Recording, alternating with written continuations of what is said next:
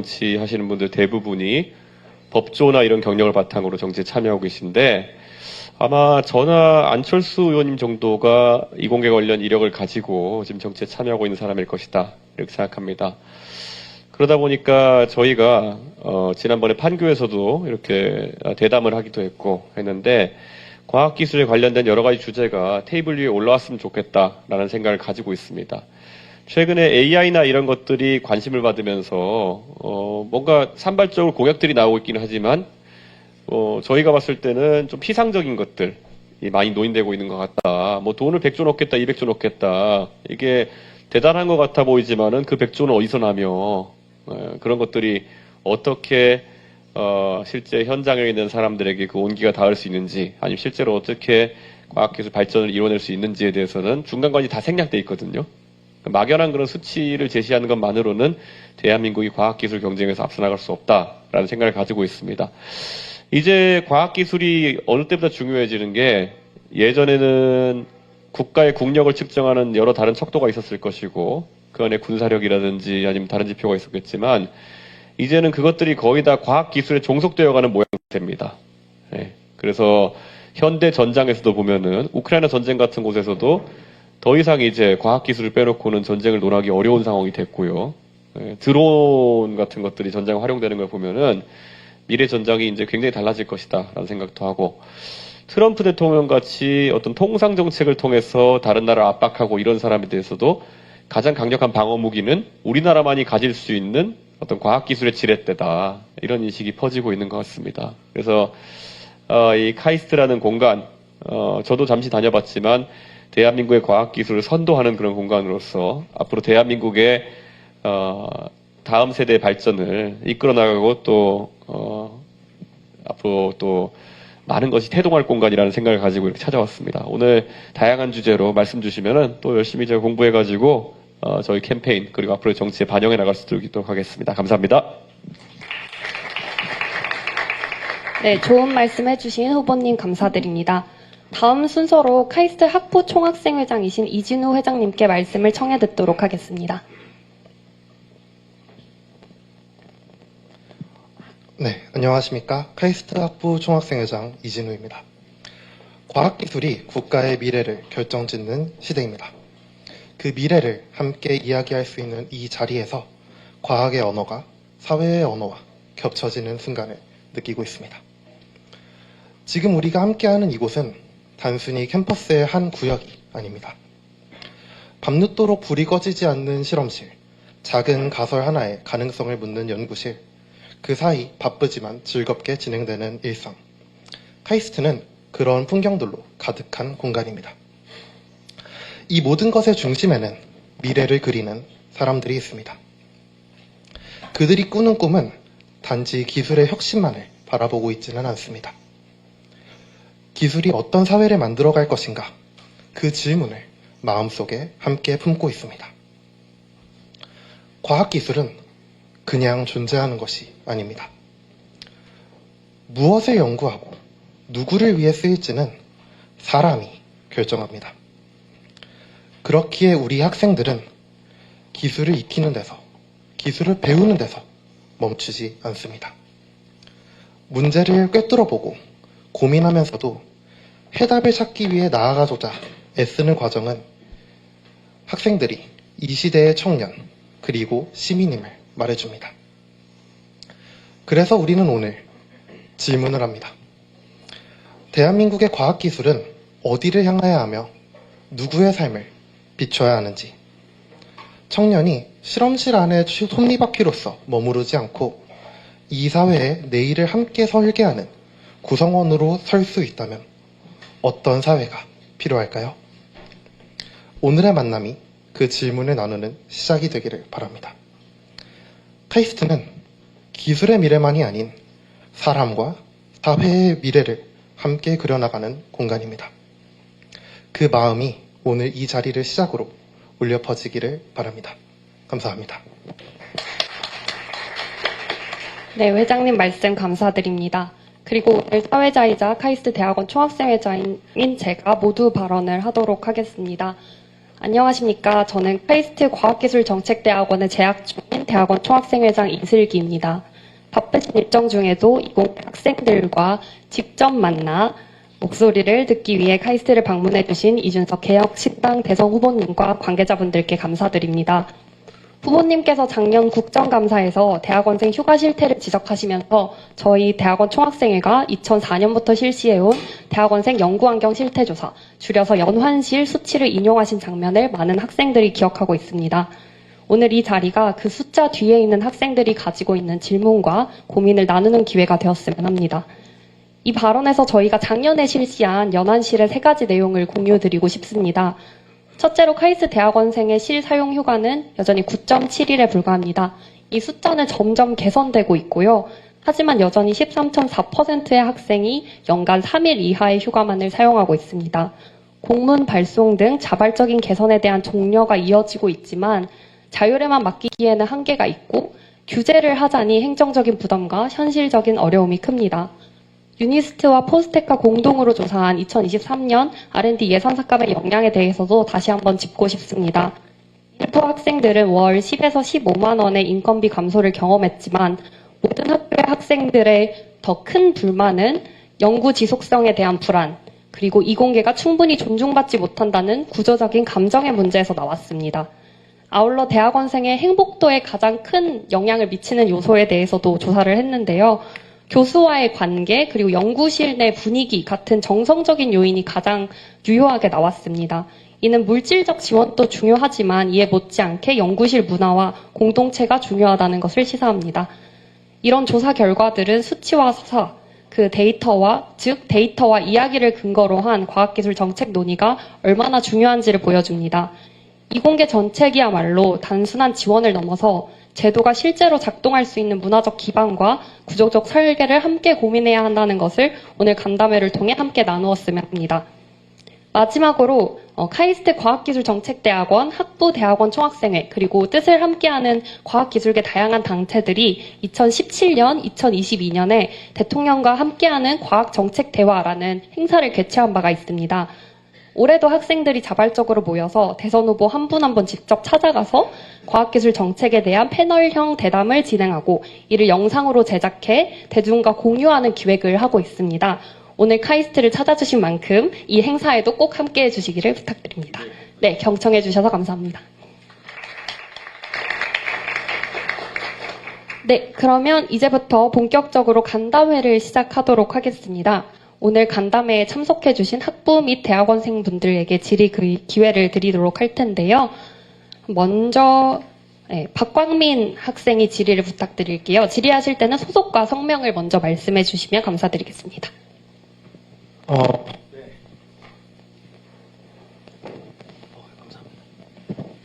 네, 카이스트 53대 대학원 부총학생회장이자 건설 및 환경공학과에서 박사과정을 수학하고 있는 박광민이라고 합니다. 제가 먼저 드릴 질문은 R&D 행정 효율화에 관한 질문입니다. R&D 정책을 개선하기 위해 요즘 많은 논의가 이루어지고 있습니다. 이번 질의에서는 학생들이 체감하는 과학기술 분야 R&D 행정들 문제에 대해 여쭙고 싶습니다. 행정 보고서를 쓰는 절차에서 정량적이고 성과 중심적인 평가를 위해 작성하는 보고서, 행정 처리 절차 등이 과다하여 연구 생산성이 저하되는 문제가 있습니다. 후보님께서는 작은 정부 그리고 효율 행정을 강조해온 바가 있습니다.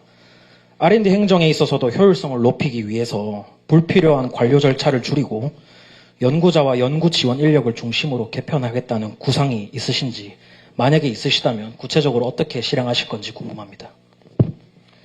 저는 우리나라 R&D 프로젝트에 있어가지고 우선 성공률 90%가 넘는 R&D 프로젝트들이 지금 많이 돌아가고 있다라고 하는 것 자체가 그게 얼마나 무의미한 수치 달성에 목을 메고 있는가라는 것을 보여준다 이렇게 생각합니다. 예전에 케네디 대통령이 그랬던가요? 달에 가고 싶은 것은 그게 쉬워서가 아니라 어렵기 때문에 도전하는 것이다라고 얘기했는데요. 저는 R&D 프로젝트도 그래야 된다 이렇게 생각하는 겁니다. 결국 아까 행정적인 이런 것들을 많이 요구한다라고 했는데 그것도 마찬가지로 편의주의겠죠. 저는 그런 것들이 예전같이 어떤 성과평가가 되는 방식 하에서는 계속될 수밖에 없다 생각하고 제가 대통령이 되면 전면적으로 이 R&D에 대한 성공의 잣대를 좀 바꾸겠다라는 말씀을 드리고, 이게 이번에 R&D 예산이 삭감이 되면서 특히 저연차 연구자들에 대한 지원이 많이 삭감된 것이 문제로 대두되고 있습니다. 이게 비단 카이스트뿐만 아니라 서울대에 있는 제 친구들, 교수들 얘기만 들어봐도 이 R&D 예산 삭감이나 이런 효율화에 대해 가지고 오히려 의사결정권자인 뭐 사실 좀 나이가 있으신 분들의 어쨌든 R&D 예산 같은 경우에 삭감이 좀 적게 되고 지금 저연차로 올수록 이런 여파를 직격으로 맞을 수밖에 없는 그런 상황이 발생하고 있는데 이런 것들은 당연히 뭐 예산 원상복구부터 시작해가지고 다시는 이런 일이 생기지 않도록 의사결정 체계 자체를 바꿔야 된다 그런 생각을 하고 있습니다. 특히 이번에 저희가 공약한 것 중에 보면은 지금까지는 우리나라에서 기획재정부라는 곳이 기획이라는 이름이 달려있기 때문에 많은 것에 대해서 전지전능한 위치를 가져왔습니다. 네, 이것이 되느냐 안 되느냐에 대한 판단을 기획재정부가 합니다. 그런데 이번에 저희가 신설하는 3부총리제 하에서는 지금까지는 과학기술부 장관이 사실상 과학기술 컨트롤 타워였는데 전략부총리라는 직제를 신설해가지고 이분이 과기부총리를 겸임하는 것이 아니라 말 그대로 전략에 대한 부분을 담당해서 이쪽에 할당된 예산 같은 경우에는 기재부가 이제 건드리지 못하도록 하는 그런 칸막이를 두려고 하는 거거든요. 그리고 그 기획 기능은 이제 총리 산하로 두게 해가지고 더 이상 기재부 장관이 모든 대한민국의 컨트롤 타워가 되는 일이 없도록 이렇게 만들어 나가려고 합니다. 그래서 아마 좀 그런 부분 평가 체계 같은 경우에도 그건 전략부총리 산하에서 좀 다르게 가져가지지 않을까. 지금은 기재부나 아니면 다른 컨트롤 타워에서 보기에는 R&D 사업에 대해 가지고 결국 보고용 성공률을 높이는 방향으로 계속 모든 게 짜여있기 때문에 그런 도식이 나오지 않았나 그런 생각을 합니다. 그래서 평가 체계부터 완전히 바꾸겠다. 좀 그런 말씀을 드립니다. 네. 다음으로는 김민준 학생. 제가 짧게 답변하고 나중에 재질문할 시간을 좀 가지도록 네, 안녕하세요. 카이스트 반도시스템학과 3학년 김민준입니다. 먼저 국정감사 때 길에서 뵀었는데 이렇게 질문을 드리게 되어 매우 영광으로 생각합니다. 저는 이제 인재 유출 관련 질문을 드리려고 합니다. 과학기술은 자본도 중요하지만 결국 사람이 발전시킨 학문입니다. 그러나 우리 국내의 현황 같은 경우에는 이 석박사급 인력 32만 명이 10년 동안 해외로 유출되고 있으며 더 공부를 하기 위해 해외로 나간 인재들도 다시 돌아오지 않고 해외에 취업을 하고 있는 실정이며 그나마 국내에 있는 인재들도 더 좋은 조건 때문에 해외 취업을 시도하고 있는 상황입니다. 제 친구들 역시 유학을 꿈꾸는 친구들은 있지만 다시 한국에 들어오고 싶다는 생각하는 친구들은 없는 실정입니다. 이러한 인재가 유출되는 환경에서 국내 연구 인력이 해외에 나가지 않고 국내에서 안정적으로 연구를 하고 대한민국의 과학기술 발전과 가치 창출을 위해 일할 수 있는 환경을 만들기 위해서 후보자님 혹은 사회가 어떠한 노력을 해야 되는지 궁금합니다. 사실 제가 작년에 우리 과방위 위원 일부들과 함께 미국 보스턴에 있는 연구자들을 또 만나고 왔습니다. 한국인 연구자들을 만나고 온 건데요. 국내에 귀환하는 데 있어서 가장 큰 문제점이 뭐냐를 물어봤을 때 해외에서 뭐 연구자로 있을 때 봤던 스타이펜드나 이런 것에 비해 가지고 형편없는 그런 지원 체계라든지 이런 것들을 이야기하더라고요. 결국 연구에 집중할 수 없게 만드는 그런 요소들이 굉장히 심한데 이 부분이 현실화하는 게 굉장히 중요하다라는 생각합니다. 최근에 우리 아는 것처럼 한국형 스타이펜드 제도를 도입하면서 오히려 과기원에 해당하는 이 4대 과기원에 해당하는 학생들은 약간의 불이익을 본다는 얘기가 나올 정도로 제도 설계에 좀 미흡한 부분이 있었던 것처럼 저는 그런 것들도 바로잡아야 된다고 생각하고요. 또 사회에 진출했을 때는 규제에 대한 부분도 우리가 볼 수밖에 없습니다. 지금 대한민국의 IT와 관련된 여러 연구 같은 경우에는 결국 실리콘밸리에서는 할 수 있는데 한국에서는 할 수 없는 것들이 상당히 많고 또 생명공학이나 이런 부분으로 가면은 유전공학 이런 쪽으로 가면은 일본에서는 할 수 있는 연구인데 한국에서는 할 수 없는 연구 이런 것들은 상당히 있습니다. 그렇기 때문에 이런 부분에 대해서 일반적인 정치인이나 아니면 일반인들이 가진 그런 규제나 연구 윤리에 대한 관점과 실제 연구자들이 맞닥뜨리는 관점이 너무 다르거든요. 예를 들어서 지금 생명공학 쪽 같은 경우에는 연구 윤리에 관해 가지고 규제를 덜어내면은 진짜 무슨 키메라 같은 거 만들고 다닐 줄 알고 있는 사람들이 굉장히 많아요. 그런데 사실 그런 대중과의 괴리를 좀 극복해 나가는 것이 중요하다 이런 생각을 하고요. 사실 최근에 뭐 난임 치료나 이런 것들도 굉장히 말이 많이 나오고 있는데 난임 치료를 하려면 지금 있는 우리의 규제 중에 상당 부분을 드러내야 되는 겁니다. 그랬을 때 우리가 새로운 기술들이 연마할 수 있고 한 건데 지금 우리나라에 있는 여러 개 난임치료 기관들 같은 경우에는 일본의 고베에 사실상 연구시설을 가져가야 되는 그런 상황까지 나오고 있거든요. 그래서 저희가 개혁신당에서 제가 이제 제시하는 공약이라고 하는 것은 규제 기준 국가제라는 걸 하려고 합니다. 그래서 저희가 선명하게 지금까지는 규제를 없애기 위해 가지고는 뭐 샌드박스 제도라든지 이런 것들을 어렵게 뚫어냈어야 되는데 IT나 이런 영역에 대해서는 미국이라는 국가를 벤치마크 국가로 잡으면은 실리콘밸리에 살 수 있는 것은 전부 다 대한민국에서 판교에 살 수 있어야 된다. 아니면은 뭐 아까 고베에서 일본에 살 수 있는 것들은 전부 다 오송에 살 수 있어야 된다. 이런 식으로 다른 나라에 없는 규제는 우리도 없게 하겠다라는 아주 간단한 원칙을 세우는 것으로 하고 거기에 대해서 규제 심판원을 더 가지고 만약에 그 규제가 존치가 필요 없다고 하면 즉시 철폐하는 형태로 저희가 가져가려고 하거든요. 그런 부분이 좀 변화가 될 것이다. 이렇게 되고요. 마지막으로 가장 중요한 것은 임금 격차에 대한 관점을 이제 저희가 어떻게 가져가냐 부분입니다. 제 친구들도 해외에서 이제 40대쯤 되면 이제 중견 연구자가 돼가지고 지금 연봉 수준이 벌써 뭐 60만 불 이렇게 되는 친구들도 있어요. 단순 연구를 하다가 이제 연차가 쌓여가지고 실력 인정받아서. 근데 그 친구들이 한국에 들어왔을 때 비슷한 연봉 수준 또는 그의 70%, 80% 수준이나 받을 수 있을 것이냐 하면은 가능성이 없어요. 근데 우리나라에 있어서는 그래서 이런 부분에 대해 가지고 너무 고용주 쪽에 유리하게 되어 있어요. 그래서 우리나라에서 어떤 기술을 가진 인력이 자신의 기술을 바탕으로 해가지고 해외 취업이라든지 아니면 경쟁 기업에 취업하려고 할 때 쉽게 산업 스파이 취급받거든요. 사실 근데 내가 내 스스로 체득한 기술이고 어쩌면 내가 만들었던 기술일 수도 있는데 내가 이직이나 이런 것이 자유로워지지 않는다 그러면은 나의 가치가 저평가받을 수밖에 없는 구조를 만들게 되는 것이거든요. 내가 뭐 능동적으로 USB에다가 전체 설계도를 담아가지고 갖다 줬다 이런 게 아니면은 내가 알고 있는 내가 어쩜 만들었을 지식을 가지고 다른 기업에 취직하고 이런 것들은 자유로워야 된다 생각하는 거거든요. 그러니까 저는 이런 걸 통해 가지고 소위 이공계에 들어온 사람들이 의사 이상으로 벌 수 있는 가능성이 있다 정도가 있어야 이공계에서 인재가 유입될 거 아니겠습니까? 저는 그런 부분에 있어서 사용자 중심으로 되어 있는 그런 산업 스파이 규제라든지 이런 것들도 확실하게 풀어내겠다 이런 생각합니다. USB를 들어다 갖다 주는 게 아닌 이상 산업 스파이 취급받지 않도록 하겠다 그런 생각입니다. 추가 질문 하실 게 없다면 넘어가면 될까요? 그러면 임라나 학생. 안녕하세요. 카이스트 학부 부총학생회장이자 전기 및 전자공학부 학부생 임라나라고 합니다. 저는 과학기술 지원의 연속성에 대해서 질문드리고 싶은데요. 아무래도 정부의 기조가 바뀔 때마다 과학기술 분야 지원에 큰 변동이 있다 보니 많은 학생들이 본인이 공부하는 분야에 대해서 확신을 갖기 어려운 상황인 것 같습니다. 특히 카이스트는 무학과로 진입하여서 1학년 말에 학과를 결정하기 때문에 학과의 전망에 따라서 전공별 지원자 수가 크게 변동하는 상황인데요. 예로 정부의 기조에 따라 5년 전에는 20명 정도 지원하던 학과가 지금은 한 손에 꼽을 정도로 적은 학생이 선택하는 학과가 되기도 합니다. 물론 트렌드에 발빠르게 나아가는 그런 지원도 중요하지만 또 과학기술 지원이 어느 정도의 연속성을 갖기 위해서는 아니면 적어도 지금 공부하는 분야에 대한 지원이 정경 교체와 함께 사라질 수도 있다는 그런 불안을 덜기 위해서는 어떻게 해야 할까요? 그 가장 대표적인 사례가 이제 원자력에 관한 부분이겠죠. 예, 원자력 핵공 같은 경우는 지금 이제 전국 어디서나 이런 문제가 대두되고 있는 상황인데요.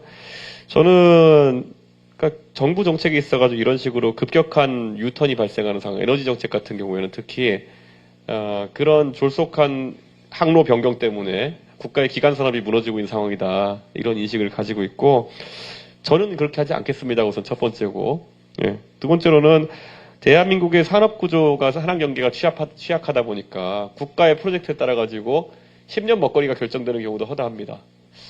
제 친구 중에 이제 카이스트 간 친구 중에 기계항공 쪽으로 했던 친구들은 아직도 기억납니다. 한 20년 전에 제가 야 니네는 뭐 먹고 사냐 앞으로 이렇게 했더니만은 그 당시에 수리온이라는 헬기 프로젝트를 이제 국가에서 국방산업으로 진행한다 그래가지고 수리온 다 될 때까지 10년을 먹고 살 것 같아 이런 얘기를 하더라고요. 그런데 이제 그런 식으로 국가의 기조 하나에 따라 가지고 어떤 과는 10년 동안 먹거리가 생기고 어떤 과는 반대로 아무것도 할 수 없는 상황이 생기는 것은 산업과 연계가 취약하기 때문이다. 좀 그런 생각을 가지고 있습니다. 그리고 오히려 무학과 제도 하에서 전공 인원이 좀 변하는 것은 전 좀 자유로워야 된다 이런 생각을 하게 됩니다. 오히려 전공의 숫자가 너무 경직되어 있으면은 그 산업의 발달에 적응하기 좀 어려운 측면이 있는데 아무래도 이 카이스트 같은 경우에는 그래도 이공계열 학과들밖에 없다 보니까 뭐 상공과 외로코는 그러다 보니까 아마 그 취업이나 이런 문제에 있어서 다른 학교보다 좀 걱정이 덜 할 텐데요. 다른 학교들은 좀 오히려 경직성 때문에 어려워하는 경우가 있다 이렇게 생각합니다. 저도 제가 학원 다닐 때 저희는 1,600명이 다 무학과였거든요. 그래서 2학년 때 정하는데 거기는 문이과를 넘어서는 무학과입니다. 그러다 보니까 제가 기억나는 게 제가 컴퓨터 사이언스 전공할 때는 한 학년에 한 40명에서 60명 정도 전공했었는데 1,600명 중에 지금은 200명이 넘는다고 합니다. 근데 그 트렌드 자체가 오히려 거기 맞춰갈 수 있도록 그렇게 유연성을 갖는 게 더 좋지 않을까라는 생각을 하게 되고요. 하지만 아까 말했던 것처럼 원자력, 핵공과 같은 경우에는 그거는 필요한 건데 정치적인 목적을 없앴던 것이기 때문에 시장 수요에 따른 변화가 아니기 때문에 그런 것들은 좀 다시는 그런 일이 발생하지 않도록 해야 된다. 이런 생각을 좀 가지고 있습니다. 그리고 좀 있으면 이제 학과 간의 경계가 좀 무너질 것 같은 게 그 AI가 발달하게 되면서 예전에는 컴퓨터 사이언스나 이런 것들이 별도의 학과로 존재하는 게 약간 의미가 있었는데 지금은 생명공학 연구를 하려고 해도 AI나 아니면 코딩 능력이 뒷받침이 안 되면 전혀 할 수 없는 것처럼 최근에 노벨상의 뭐 화학상이나 생리학상 이런 데서 나오는 상들이 대부분 AI를 기반한 연구를 통해 가지고 뭐 신물질이나 새로운 연구를 해서 결과가 나오는 걸 보면은 학과 간의 융합이라든지 이런 것들은 피할 수 없는 대세가 될 것이다. 또는 어쩌면 코딩이나 AI 활용 능력 아니면 그런 컴퓨터 사이언스에 대한 능력 같은 경우에는 기본 능력으로 깔리지 않을까. 어느 순간 교양이 되지 않을까 하는 우려를 이제 40이 다 된 컴퓨터과학 전공자로서 좀 느끼고 있습니다. 그래서 그거는 오히려 카이스트가 지금 오랫동안 자리 잡은 무학과 체제로 인해 가지고 잘 대응하고 있다. 그런 생각하고 있습니다. 그런데 선택 이후에 그런 어떤 대형 사고가 터지는 그런 원자력 사태 같은 것은 발생하면 안 되겠죠. 예. 그럼 다음은 김유리 학생.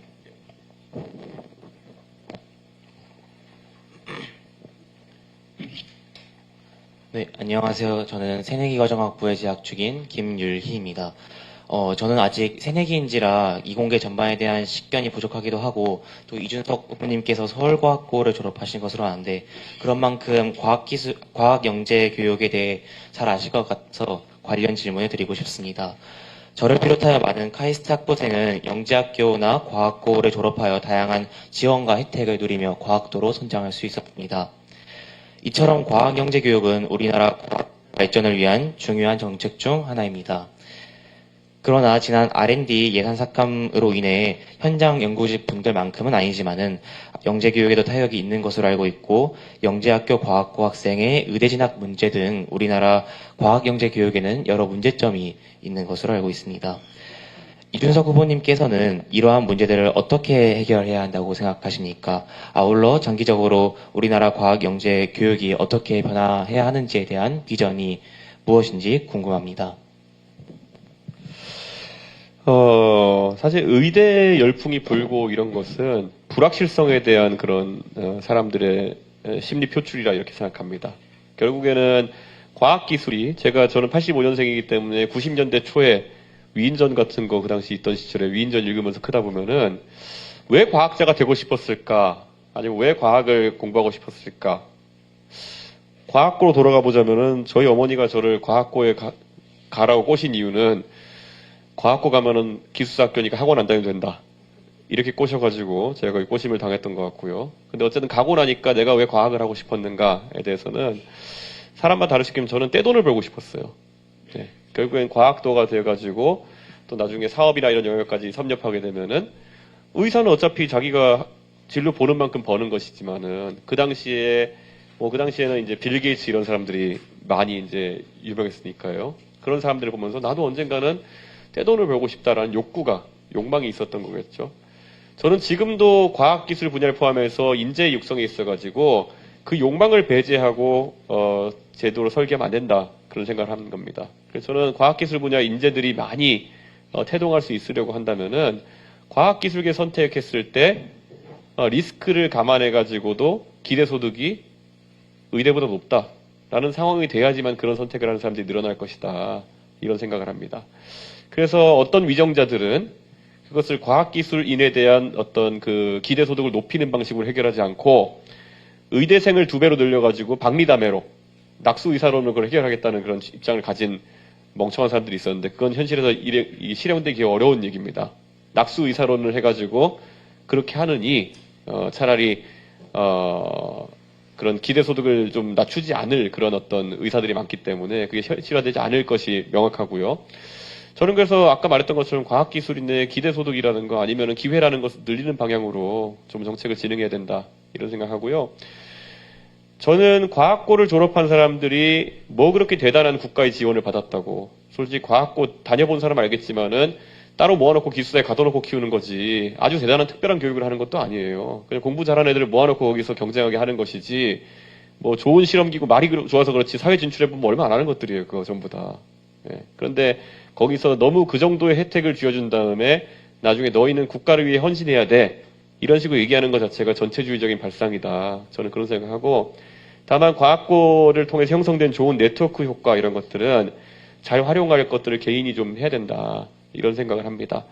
저는 그래서 창업이라든지 이런 곳으로 최대한 많은 기회를 부여하는 방식으로 저희가 투자를 해야 되고요. 떼돈을 벌었을 때는 거기에서 박수 치는 것이 굉장히 중요하다. 저는 그런 생각을 합니다. 그래서 연구도 그렇고 사업도 그렇고 그쪽으로 갔을 때 그런 충분한 기대소득이 있다는 것을 계속 보여줘야 되는 것인데 대한민국은 좀 거기에 인색한 측면이 있다라는 생각이 듭니다. 자꾸 무슨 대단한 연구자가 돼야 되는 방향으로 가스라이팅을 하는데 저는 과학고 나와서 떼돈 번 사람이 있으면 좋을 것 같고요. 떼돈 벌어가지고 그걸 나중에 가진 게 돈밖에 없어가지고 기분 내려고 카이스트에 건물 하나 기증하고 이런 게 이공계 보편적인 모델이었으면 좋겠다. 사실 일론 머스크가 사실 성격적으로는 얼마나 결함이 많고 이 사람이 이상한 행동을 하는지는 사람들이 잘 알지만 저게 보통 이공계인들이 생각하는 멋있는 사람 아닌가요? 내가 하고 싶은 연구하고 어릴 때 20대 때 떼돈 벌어가지고 30대 때 돼가지고 나중에 더 큰 그리고 우리 어릴 때 보면 전부 다 공룡 아니면 우주 아니었습니까? 근데 우주에 뭔가 날려보내는 꿈을 실현하고 나중에는 대통령까지 주무르는 그런 사람이 된다는 거 사실 저는 이공계인들이 그런 어떤 꿈을 더 크게 가져갔으면 좋겠다. 그런 의미에서 지금 새내기들도 많은 고민이 있을 텐데요. 다양한 걸 좀 섭렵했으면 좋겠다. 그런 생각입니다. 제가 약간 그런 지점이 있잖아요. 제가 과학고 들어가기 전까지만 전 되게 제가 과학을 잘해가지고 평생 먹고 있을 줄 알았는데 들어가는 순간 아 진짜 과학으로 먹고 사는 사람 따로 있고 나는 그냥 과학을 좀 잘하는 사람이었구나. 이렇게 있을 때 그럴 땐 잽싸게 전환해야 됩니다. 예. 거기서 안 되는 거 붙들고 이렇게 있으면은 그건 고민인데 저도 과학의 길로 계속 갔으면은 뭐 평균 이상을 했을 것 같지만은 흔히 제 친구들이 지금 하는 것 같은 천재적인 과학자가 되지 못했을 것 같거든요. 그러니까 저는 그런 다양한 진로에 대해 가지고 과학계나 아니면 이공계에서 좀 이제 평가를 좀 다르게 해야 될 것 같다. 저는 아니 뭐 안철수 의원 같이 예? 그 의대 가가지고 백신 만들어가지고 나라를 위해서 충분히 좋은 일 했잖아요. 예, 그리고 정치에 들어와서도 긍정적인 영향을 끼치고 저는 그런 삶도 오히려 이공계 사람들 좀 꿈꿨으면 좋겠다 그런 생각을 합니다. 혹시 추가 질의하실 없으시다면 다음 질문 넘어가겠습니다. 신예지 학생.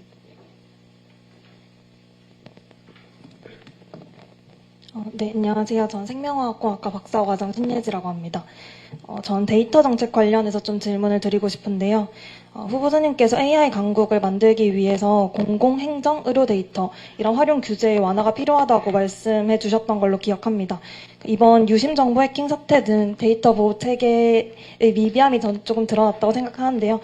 이럴 때 기술 혁신과 개인정보 보호를 동시에 추진하는 방안이 뭐라고 생각하시는지가 궁금합니다.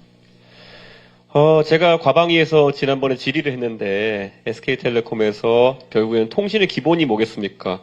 유심 모듈에 있는 가입자 인증번호를 단말기랑 일치시켜가지고 결국에는 이 사람이 맞다라는 걸 인증하고 그걸 이제 주고받는 데이터를 주고받는 키로 사용하는 것이 그 핵심일 텐데 데이터베이스에 그걸 평문으로 저장했다라는 질문을 하니까 맞다는 식으로 답하더라고요. 그런데 이거는 지금 대한민국의 뭐 하다못해 주민번호를 이용해서 아니면 휴대폰 인증을 통해 가지고 가입하는 모든 서비스들 같은 경우에는 그럼 평문으로 저장을 하지 않습니다. 그냥 이게 수업을 들으면 기본적으로 가장 먼저 가르치는 게 이런 데이터에 대해서는 필드별 암호화를 해야 된다. 그리고 굳이 이제 인증을 하는 경우에는 단방향 암호화를 통해 가지고 상호 대조를 하는 것이 가장 안전하다. 이거 그냥 기본적으로 배우는 거고 정보 처리 기사에도 좀 있으면 나올 것 같은데 너무 쉬워가지고. 그런데 저는 이제 이런 부분에 대해 가지고 뭐 당연히 연구할 때도 여러 가지 기반 데이터가 필요할 테고 아까 의료 데이터 같은 경우에는 특히 아주 민감한 개인 정보일 수 있기 때문에 익명화를 어떻게 하느냐도 굉장히 중요하다고 보는데 전 그에 대한 것은 충분히 기술적으로 이미 다 연구가 되었다. 결국 뭐 어떤 AI의 데이터 학습시킬 때 어떻게 익명화를 하느냐에 대한 거는 충분히 연구가 돼 있고 그런 것을 강제하는 규정 정도가 이제 정치권에서 만들어 나가야 된다. 이런 생각을 하고 있고요. 저는 그런 익명화에 대한 그런 룰보다 더 중요한 것이 데이터의 공정 이용에 대한 부분이다. 이렇게 생각합니다. 제가 최근에 LG 마곡동에 있는 LG AI 연구원을 방문했더니 거기서는 국내 여러 병원에서 조직 세포 관련해서 임상 데이터를 받아가지고 뭔가 진단하는 연구를 이제 하고 있었는데요. 제가 그거에 대해서 한번 물어봤어요. 지금은 데이터를 습득하려 그러면은 어떻게 합니까? 개별 병원과 이제 계약을 맺어가지고 진행한다 이렇게 돼 있는데요. 제가 물어봤어요. 이거를 만약에 어떤 마켓플레이스 같은 데서 한 샘플 하나당 한 5만 원 정도에 거래하시면은 하겠습니까? 당연히 하죠 그러더라고요. 예. 근데 제가 이런 거를 얘기했던 이유가 뭐냐면요. 지금은 의료기관에서 데이터를 저희가 뭐 수집하고 싶어서가 아니라 치료하려다 보면은 이제 수집을 하잖아요. 근데 그러면 환자는 동의를 받습니다. 이게 연구 목적으로 뭐 제3자에게 제공될 수 있다는 동의만 받고 끝나는데 여기서 조금 더 능동적으로 가다면은 데이터에 대한 능동적인 수요가 있을 겁니다. 아까 LG AI 연구원 같은 경우에는 어떻게든 데이터를 습득하는 욕구가 있고 환자 입장에서는 공여하지 않고 무슨 방법이 있겠습니까? 내 병을 고치는데 이 공여해야 된다는데 그래서 상당히 수동적으로 임할 수밖에 없는 상황인데 이걸 잘 매칭하면은 어떤 공정 이용의 개념도 생길 수 있는 것이 환자가 여기에 동의하면은 예를 들어 건당 5만 원 정도 예를 들어 병원비를 할인해 준 형태의 제도라든지 이런 것들을 아예 공정 이용의 제도를 설계할 수도 있는 거거든요. 그러면 의료 비용이 좀 부족한 분들이나 이런 분들 같은 경우에 능동적으로 여기에 참여해가지고 연구에 보탬이 될 수 있게 하고 이런 게 좀 가능하다 생각하는 거거든요. 저는 이런 것들 체계를 어떻게 만들어 나가느냐가 대한민국이 AI에 있어서 학습 데이터를 충분히 확보할 수 있느냐를 가른다. 저는 그렇게 생각합니다. 저는 아마 자신의 의료 데이터를 샘플로 제공하고 10,000원씩 받기 서비스가 만약에 사회적으로 합의가 되면은 대한민국이 아마 의료 연구에 있어서는 세계 최강대국이 될 것 같거든요. 이게 보면 할아버지 할머니들 전부 다 핸드폰에다가 그 10,000원 받으려고 캐시 슬라이드 이런 거 깔아가지고 쓰는 나라인데 거기다 만보기 다 달고 다니고 이런 나라인데 저는 병원 갔을 때마다 뭐 그런 거 몇만 원을 준다고 하면은 기꺼이 다 의료 데이터 제공하고 그걸 바탕으로 연구자들이 데이터 찾아다니면서 고생할 것 없이 어떤 뭐 마켓이라고 표현할 것까지는 아니지만 공정 이용 데이터의 창고가 있으면은 내가 하고 싶은 연구를 언제든지 조회할 수 있고 그것이 꼭 대한민국 연구자들에게만 해당되는 것이겠습니까? 그런 어떤 공공 데이터 저장소 같은 경우에는 나중에 연구 성과를 한국과 공유할 수 있는 그런 연구 집단이라고 한다면 해외 연구자들도 우리의 데이터를 쓸 수 있고 그런 공정 이용 계약에 따라 가지고 저는 그런 한번 사회의 틀을 만들었으면은 좋겠다 그런 생각을 합니다. 예.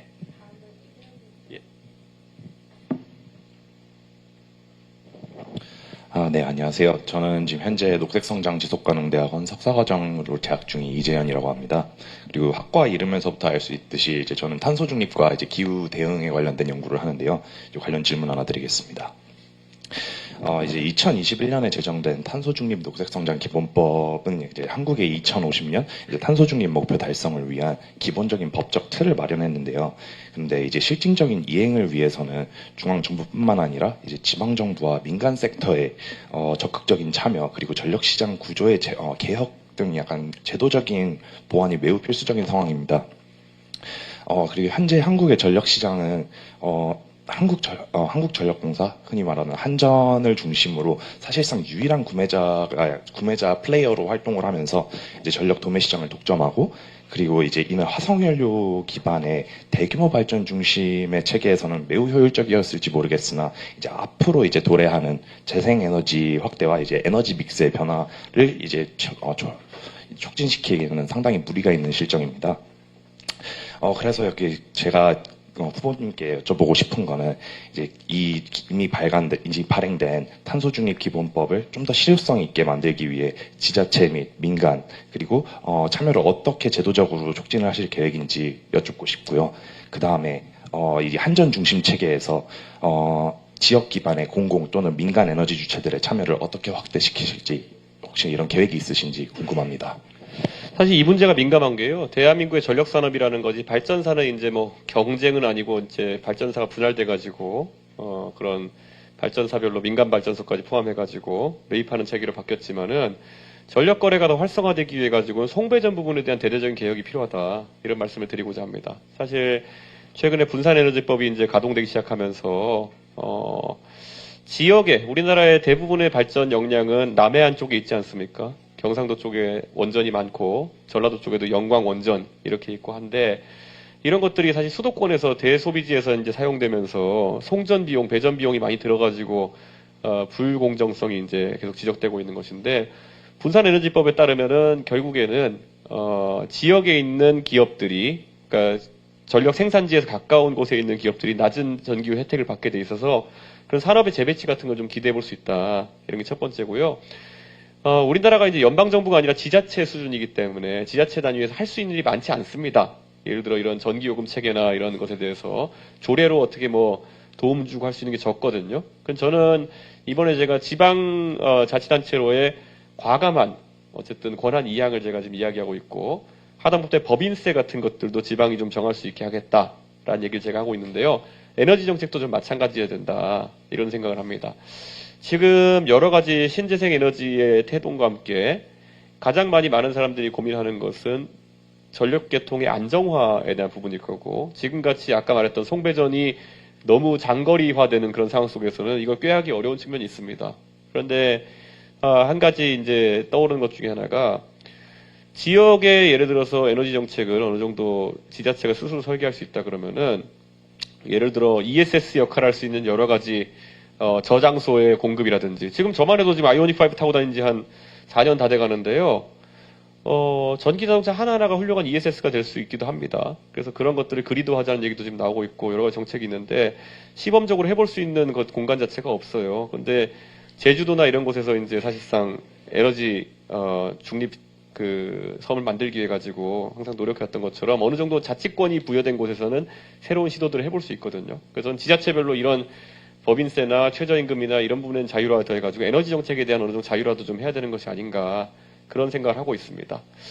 그리고 한편에서 저는 기후환경이나 에너지 쪽에서 약간 걱정되는 것이 최근에 저랑 경쟁하고 있는 이재명 후보께서 해상풍력에 대한 관심을 굉장히 많이 보여주고 계시거든요. 그런데 이 해상풍력이라는 것이 이게 이재명 후보님을 제가 그냥 비판하려고 하는 것보다는 이분은 뭐 한 가지에 대해서 말씀해 놓으시면 그 다음에 그거를 합리화하기 위해서 계속 뒤에 뭘 끌어다야 되는 그런 경향성이 있거든요. 그래서 이제 이분이 아마 전라도 지역의 표를 좀 받고 싶으셨던 것 같아요. 그러니까 우리가 해상풍력하기 좋은 곳은 수심이 얕고 이제 서해안에 있는 지역들이 해상풍력의 메카가 될 가능성이 있으니까 그쪽에 바람개비를 많이 설치하겠다 이런 얘기가 덧붙여서 그 다음에 나온 얘기 뭐냐면 그 바람개비를 뭐 할 거냐 전라도에 전기 쓸 게 별로 없는데 뭐 할 거냐 그랬더니만은 바로 나온 게 해남에다 데이터 센터 짓겠다 이런 얘기를 하거든요. 근데 이제 해남에 데이터 센터 지으면은 기본적인 상식으로는 해남에는 우리나라 해저 케이블이 안 들어가거든요. 데이터 케이블이. 대부분이 부산으로 들어오거든요. 일본과의 연결이나 이런 것들이. 그러니까 그럼 또 해남까지 뭘 갖고 와야 돼. 그러니까 이런 식으로 에너지 정책 때문에 다른 산업을 끌어들이고 이렇게 하면서 국가를 엉망으로 만들 수 있는 그런 상황이 되기도 하는데 저는 에너지 정책 가지고는 너무 급진적이고 이렇게 그냥 지역에 환심사려는 정책들이 나오지 않았으면 좋겠다. 저는 그런 생각을 합니다. 사실 아까 또 원자력이나 핵에 대해서 핵공해에 대해서 이제 얘기 나왔지만은 사실 그때 태양광 패널에 대한 문재인 정부의 정책이 단순히 에너지 정책이었다 보기는 어려운 측면이 있습니다. 그게 아시는 분 아시지만 농지에다가 태양광 패널 깔아놓고 시간이 어느 정도 지나면 이제 용도 전환이 가능해져가지고 상당한 수익을 볼 수 있는 구조가 있었거든요. 그래서 저는 그런 것들이 사실 좀 카르텔화된 그런 에너지 정책 때문에 우리 국민들이 피해를 보는 지점이 아닌가 좀 생각하긴 합니다. 그리고 지금까지는 기후나 에너지에 대한 부분이 대한민국이 별로 관심을 안 쏟는 분야였는데요. 우리가 제조업에서 이제 중국이랑 경쟁하려면은 이 부분은 신경 쓸 수밖에 없습니다. 이제 예를 들어 EU나 이런 나라에 수출할 때 있어가지고 이런 오히려 하나의 우리만이 가질 수 있는 무역 장벽으로서 이런 기후나 에너지 정책, 그런 탄소 정책들을 활용할 수 있는 게 중요한데요.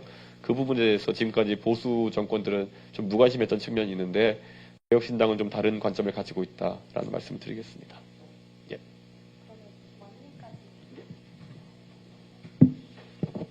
네. 안녕하십니까. 과학기술정책대학원 석박통합과정 재학 중인 홍우환이라고 합니다. 앞서서 후원자님께서 그 과학고 관련해서 이제 학생들이 별로 혜택을 못 받는 것 같다라고 말씀해 주셨는데, 제가 후보자님이랑 다른 영재학교를 나와서 그런지 모르겠지만 저는 이제 일반고 학생들에 비해서는 굉장히 많은 기회와 혜택을 제공받았다고 생각하는 입장에서 관련하여서 이공계 인력의 다양성 그리고 이제 공정한 경쟁에 대한 발판 마련 관련한 질문을 좀 여쭙고자 합니다. 이제 후보자님께서 다른 언론 인터뷰나 이런 곳에서 모든 학생들이 수학, 과학에서는 최소한 교육 과정을 따라갈 수 있는 일정 수준의 이제 능력을 확보할 수 있는 좀 강한 교육 정책을 마련하겠다라고 말씀을 하셨는데요. 하지만 이제 단순히 교육 과정을 따라가는 것을 넘어서 상위권 대학이라든지 또는 이제 뭐 영재학교 또는 특목고 입학이라든지 이런 이 능력을 마음껏 펼칠 수 있는 무대로 나아가는 데는 여전히 많은 사회적 장벽들이 존재를 합니다.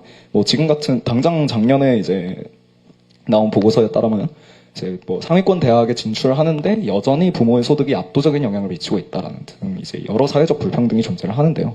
이런 불평등을 넘어서 정말로 공정한 능력의 경쟁이 가능하도록 하는 방안에 대해서 구상하신 게 있으신지 여쭙고자 합니다.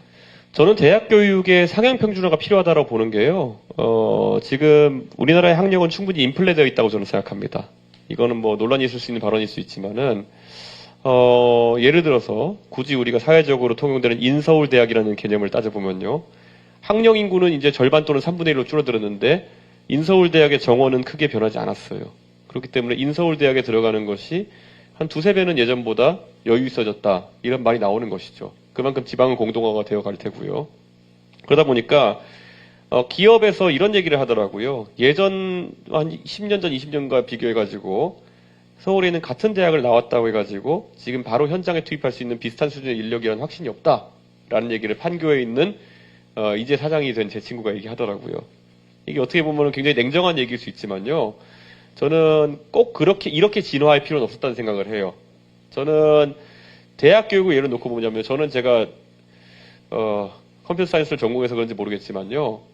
제가 느꼈던 가장 큰 충격은 뭐냐면은 제가 미국에서 컴퓨터 사이언스를 배웠을 때는 그래도 운영체제 수업을 듣는다. OS 수업을 듣는다 하면은 운영체제를 만드는 법을 배웠던 것 같아요.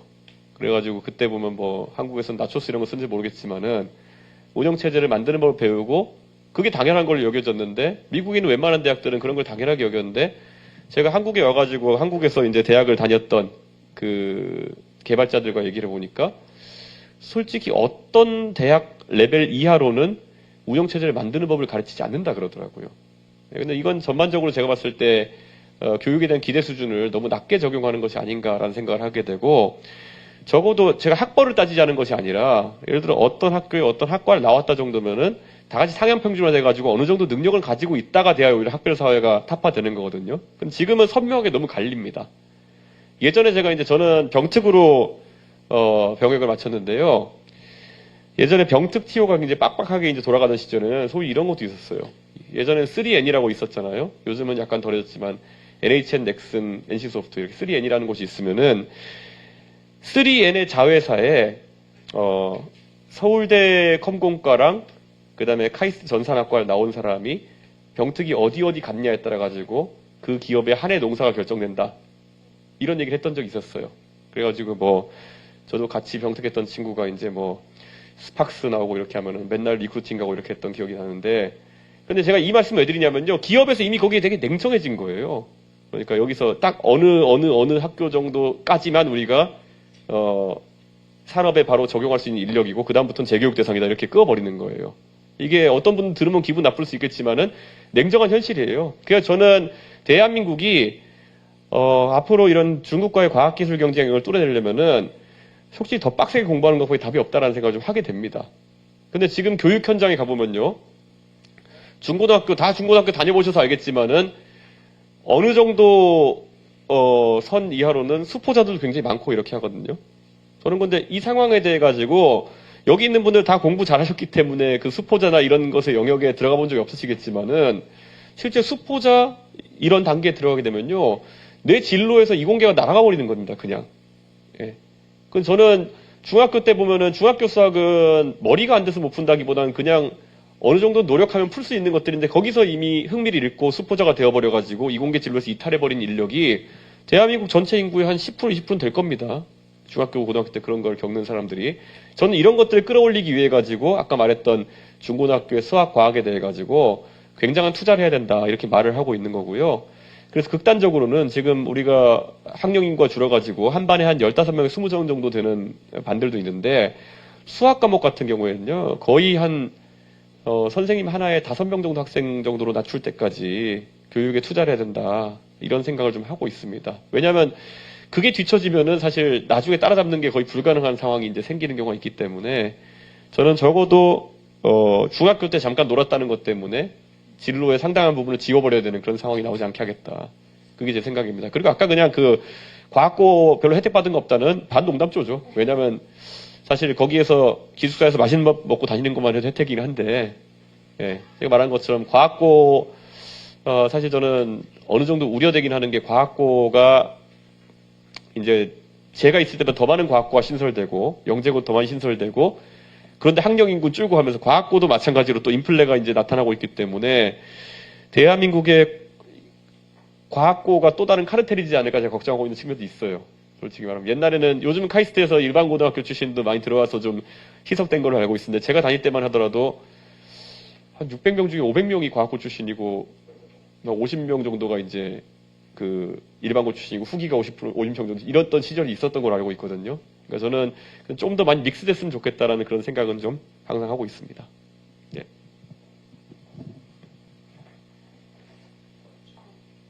저희가 시간이 많으면 몇 시간이든 더 할 수 있겠는데 어느덧 오늘 간담회를 벌써 마무리할 시간이 되었어요. 네, 아쉽지만 네, 긴 시간 열띤 질의와 답변을 해주신 이준석 후보님과 학생분들께 감사드리고요.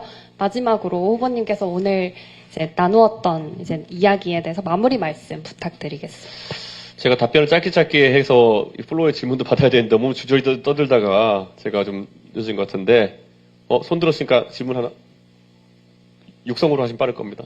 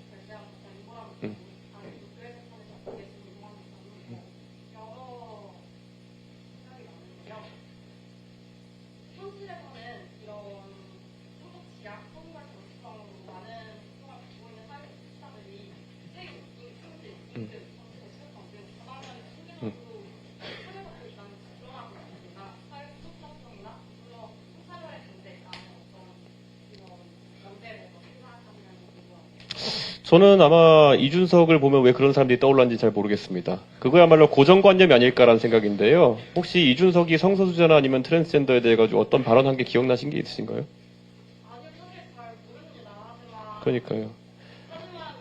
그냥 친한 사람이죠. 예. 그러니까 절 보면 왜 그게 떠오르시죠? 뭔가 인터넷에서 보셨나요, 혹시? 싸우고 싶은 마음. 그러니까요. 저는 그런 마음을 억제하는 게 굉장히 중요하다 생각하는 게요. 저는 전장현이 지금 가장 잘못하는 것 중에 하나가 뭐냐면 엉뚱한 사람한테 가서 화풀이 하고 있기 때문에 그런 거거든요. 근데 저는 이준석을 보고 그런 말이 떠오르다는 것 자체가 이해가 안 가는 게 예를 들어 트랜스젠더나 그런 분들에 대한 좀 안 좋은 일 같은 경우에는 오히려 제 생각에 숙명여대를 찾아가 보시는 게 좋을 것 같아요.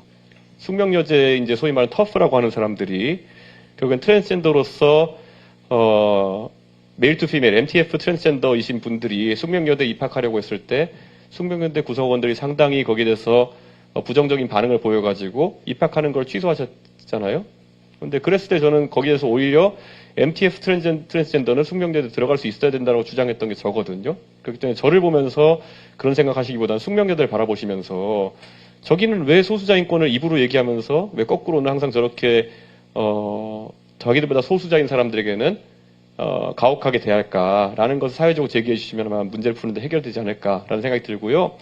세월호나 아니면 이런 사회적 재난에 대해서 예측할 수 있었다 그러면은 그거는 좀 말이 안 되는 영역일 겁니다. 근데 발생한 상황 속에서는 그것이 반복되지 않게 하는 것이 중요하고 그 문제에 있어가지고는 지금과 같이 계속 뭐 진실을 인양해라라는 구호에만 매몰돼가지고 지금 사실 문재인 정부가 5년을 그대로 지났고 그 다음에도 한 3년 정도 윤석열 정부의 기간이 있었는데 결국 민주당 같은 경우에는 진실을 인양하자라는 말에 대해 가지고 이쯤이면 이제 사실 진실이 다 밝혀진 것이 아닌가요? 라는 용기 있는 말 한마디 하지 못해가지고 사회적 슬픔이 계속 지속되고 있는 거거든요. 저는 어떤 그런 부분에 있어가지고 냉정해질 필요는 좀 있다라는 생각이 들고요. 저는 항상 세월호 사고가 있었던 그날도 잊지 못하고 항상 그런 안전에 대한 부분은 제가 마음에 새기면서 정치할 수 있도록 그렇게 하겠습니다. 네, 마무리 말. 예. 네, 시간. 짧게 그럼 한 문장. 예. 예. 네.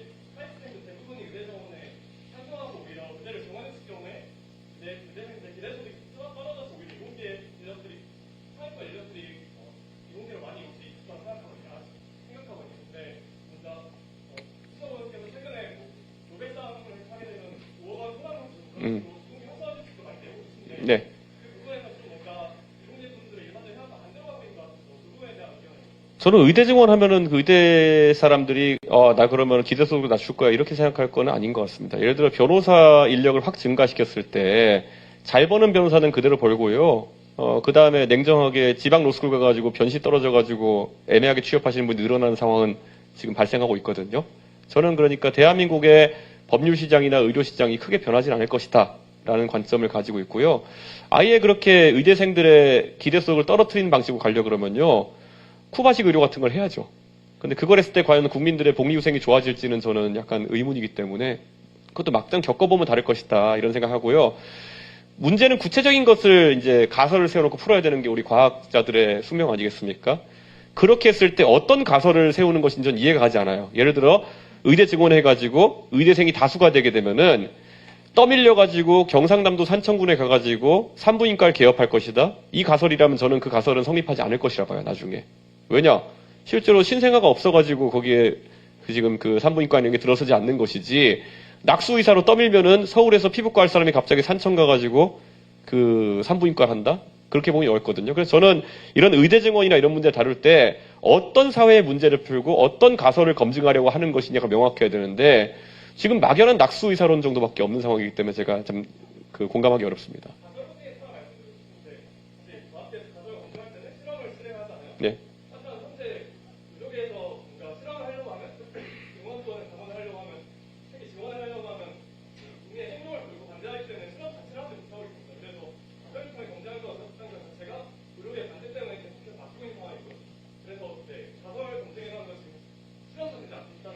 저는 뭐 가설의 검증이라는 게 만약 그런 뭐 모르모트 같이 조금씩 늘려보자는 것이라면은 저는 충분히 300~400명 규모 정도의 증원을 들고 나왔으면은 의료계도 어느 정도 반발 수익이 낮았을 것이다 이렇게 생각합니다. 근데 어떤 정신 나간 사람이 2배로 늘려버리겠다 이러면은 그거는 공인중개사를 2배로 늘린다 그래도 난리 나요. 그 의대가 아니라 공인중개사들한테 가가지고 시험 합격 인원을 2배로 늘리겠습니다 그러면은 당장 폭동 날걸요.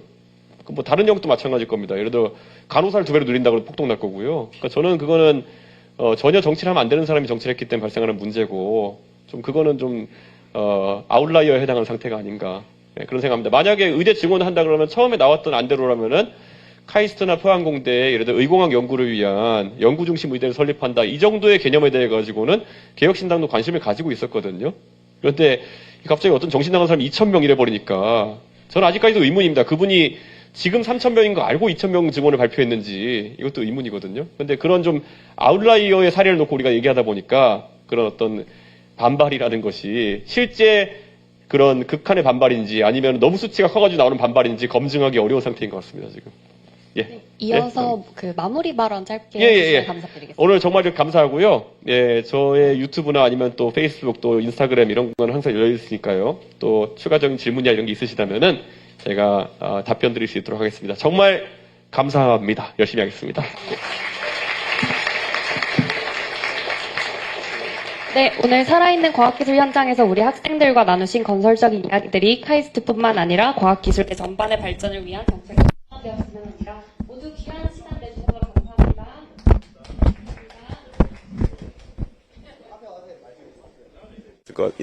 받은 느낌 받은 것 같습니다. 제가 이공계 대통령이 되겠다라는 얘기를 했는데요. 저도 어찌 보면은 순수 과학인은 아닌 삶을 살고 있지만 그래도 어느 누구보다도 이런 이공계의 현실과 고충을 잘 알고 풀어낼 수 있는 사람이다 이렇게 생각합니다. 특히 저는 지금까지 피상적으로 이공계 발전시키겠다 했던 얘기들과 달리 사람이 정말 우대받는 그런 이공계 정책을 펼치려고 합니다. 그래서 오늘도 저희가 이공계 인력에 대해 가지고 우수 연구자에 대해 가지고는 충분히 국가에서 우대하고 포상할 수 있는 제도를 설립하겠다라는 이야기를 하기도 했고요. 또 한편으로는 제가 나중에 우리 아이들이 우리 엄마는 연구자예요. 아니 우리 엄마는 국가에서 챙겨주는 뭐 과학자예요.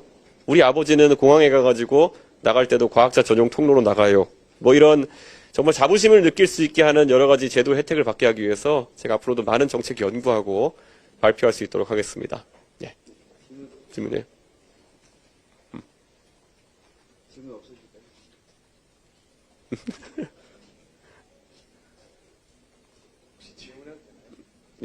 이거 기자 질문이었어요. 예. 예. 예. 예. 예. 예.